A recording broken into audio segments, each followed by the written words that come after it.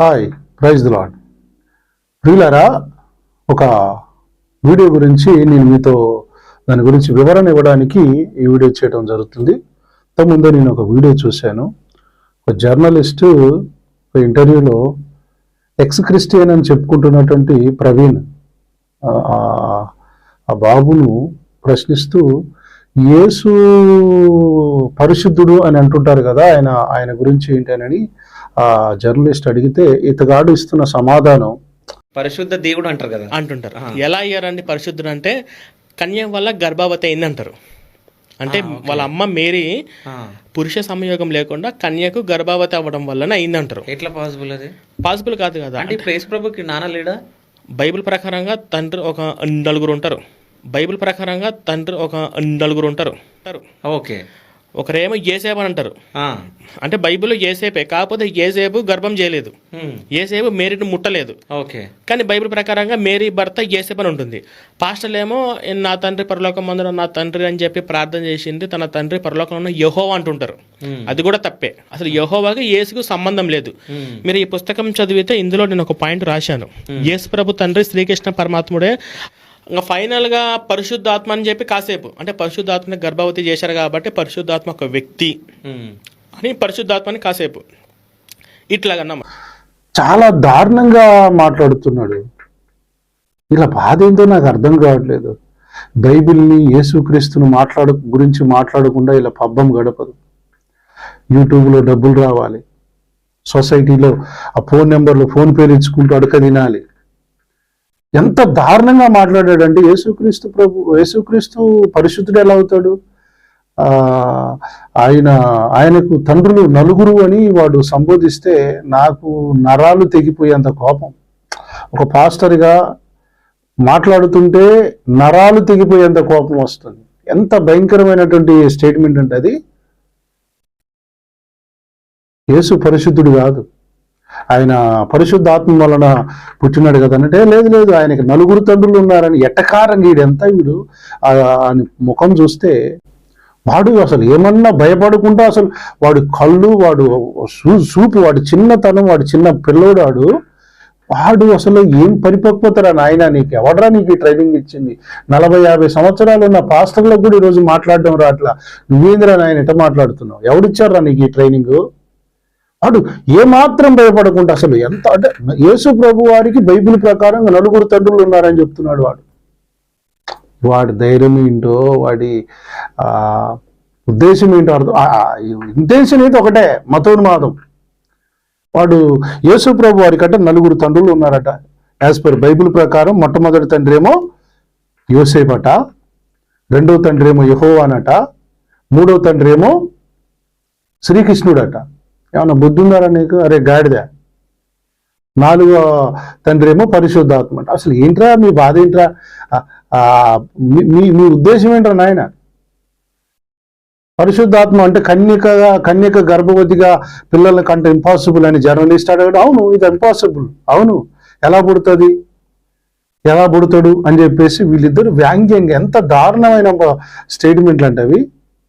నిజమే, వీళ్ళు చూసినటువంటి మనుషులు కానీ దేవుళ్ళు కానీ పాపం చేయకుండా ఉండలేదు కనుక వీళ్ళందరి ఊహల్లో ఎట్టుందంటే ఇక అసలు దేవుడు అనేటువంటి వాడు పరిశుద్ధుడిగా ఉండడానికి వీల్లేదు అన్నట్టుగా స్టేట్మెంట్లు ఇస్తున్నారు వీళ్ళు. అరే బాబు, యోసేపు ఆమెను ఎరుగలేదని బైబిల్లో రాయబడింది. రెండవది యెహోవా పరమ తండ్రి, పరలోకపు తండ్రి. అసలు నీకు బైబిల్ ఏమైనా తెలుసారా? నీకు బైబిల్లో ఉన్నటువంటి కింగ్డమ్ గురించి, బైబిల్ రాజ్యం గురించి, పాలన గురించి తెలుసా? పరలోకము నుండి దిగొచ్చినాడు గనుక పరమ తండ్రిగా సంబోధించాడు. శ్రీకృష్ణుడు ఎలా అవుతాడు యేసు ప్రభు వారికి తండ్రి? చెప్పు తీసుకుని కొడతాండ్రే నిన్ను. పాత చెప్పుకు బజార్లో ఉన్న పెంట రాసి కొడతా పొట్టినాయల. 3 అడుగులు ఉంటావు, పనగంచి ప్రూల్లో అట్నే గొడవలు చేసినావు, ఖమ్మం జిల్లాలో అట్టనే గొడవలు పెట్టినావు. నీకు ఇంకా సిగ్గు రాలేదురా పొట్టుడా? చెప్పు దిగుతుంది నా యాల్ది. శ్రీకృష్ణుడికి యేసుప్రభుకి ఏమైనా సంబంధం ఉందా? ఇప్పుడు అంటేనేమో అన్నోళ్ళు అవుతారు. ఇప్పుడు శ్రీకృష్ణుడు అనే పదం వాడేవు కనుక నీ బాధ ఏంటంటే దేవుడు అనేవాడు పాపం లేకుండా పుట్టడం నువ్వు జీర్ణించుకోలేకపోతున్నావా? ఎందుకంటే నీ దేవుళ్ళు పాపం చేశారు కనుక ఇక దేవుడు అనేవాడు ఇక పరిశుద్ధుడు ఉండడానికి అర్హుడు కాదా? పరిశుద్ధుడు ఉండకూడదా? యేసు ప్రభు వారిని ఇంత ఇంత క్రిటిసైజ్ చేస్తున్నారు ఏంట్రా నాయన మీరు? పరిశుద్ధాత్మ దేవుని కూడా భయంకరంగా దూషిస్తున్నారు.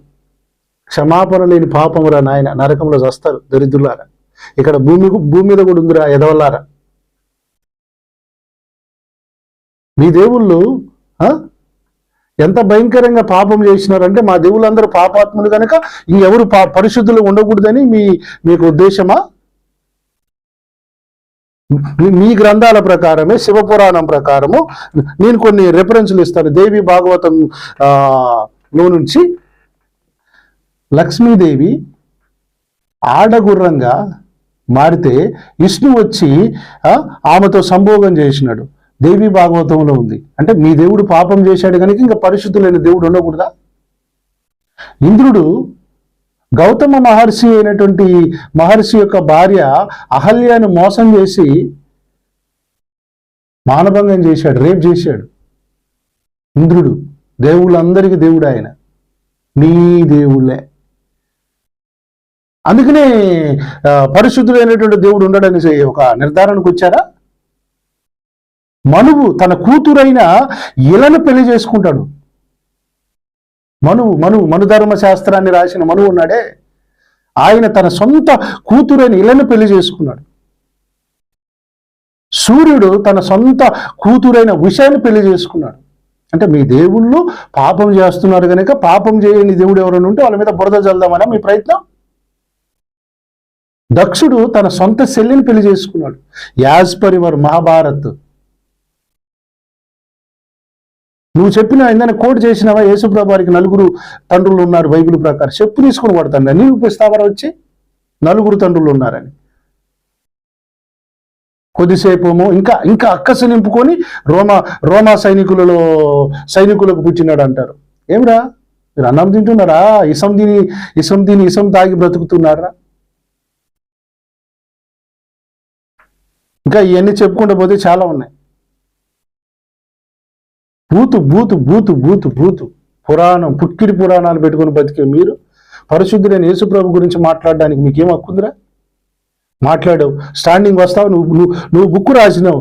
నీకంటే డబుల్ బుక్కులు రాస్తానురా.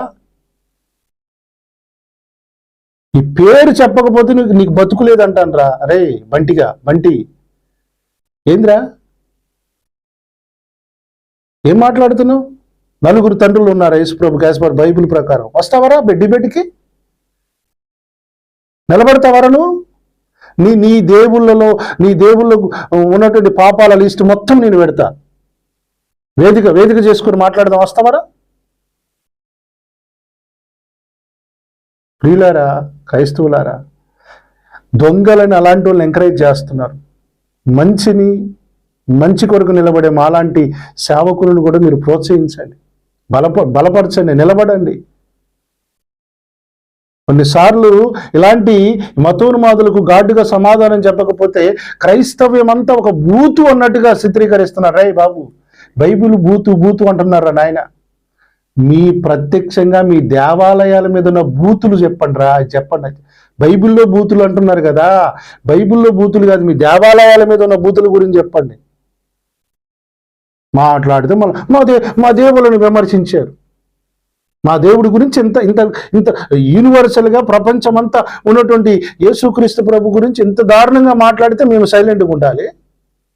మా యూనివర్సల్ బైబిల్ అయినటువంటి బైబిల్ గ్రంథం గురించి మాట్లాడితే మేము నిశ్శబ్దంగా కూర్చోవాలి?